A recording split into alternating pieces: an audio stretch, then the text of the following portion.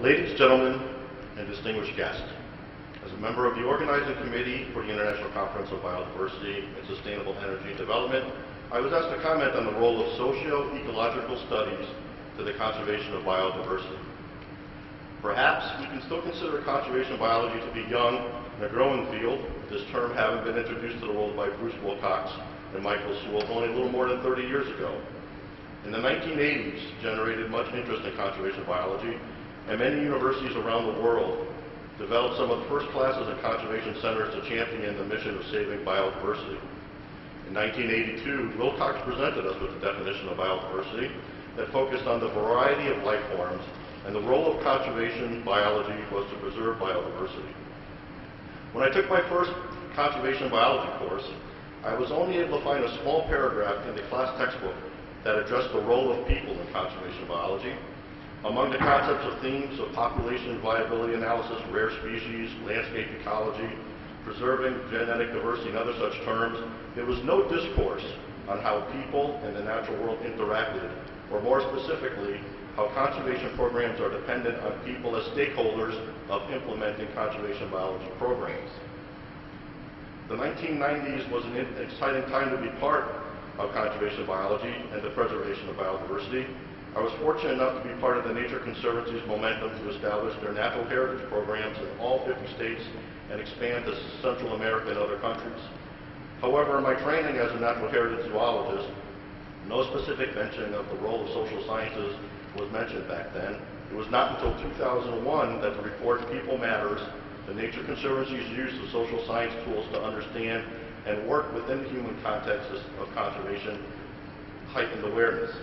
In their executive summary, they proposed that human activity is the driving force behind the loss of biological diversity worldwide.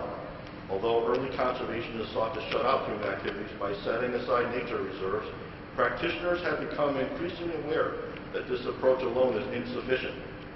Instead, conservation today is as much about understanding and working with people as it is understanding and working with nature.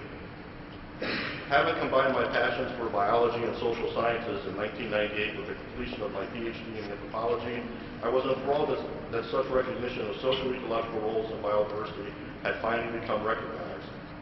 Today, this recognition continues. In a recent article, Sorting Out Roles and Defining Divides, Social Sciences at the World Conservation Congress by Welch, Devine, and Campbell in 2010, they reviewed the role of socio-ecological approaches and recognized the great growth of the scientific community emphasizing the need for interdisciplinary studies that involve both the natural and social sciences and conservation. Perhaps Supin Wangusakaram summarizes this role and integration best in the Nature Conservancy's 2012 Science Chronicle series, How Can Social Sciences Contribute to TNC?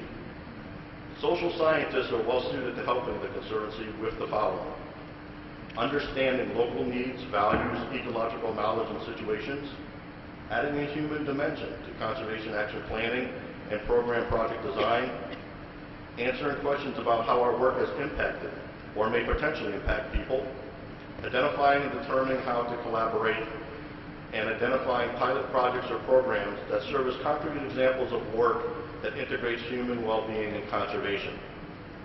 The balance of human well-being and conservation is an important point. People are the creators of conservation programs.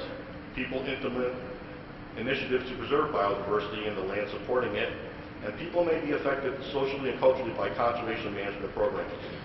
Conservation management is dependent as much on the role of people and must now recognize this role as it does for plants, animals, habitat preservation.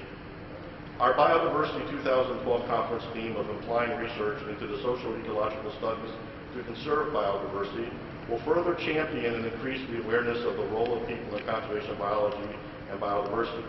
Each scholar presenting at this conference shares a particular environmental, ethical worldview towards the natural world and science. Through their presentations, they will further enhance our scientific understanding and therefore contribute to preserving all forms of life. Thank you on behalf of the organizing committee. Welcome to the conference.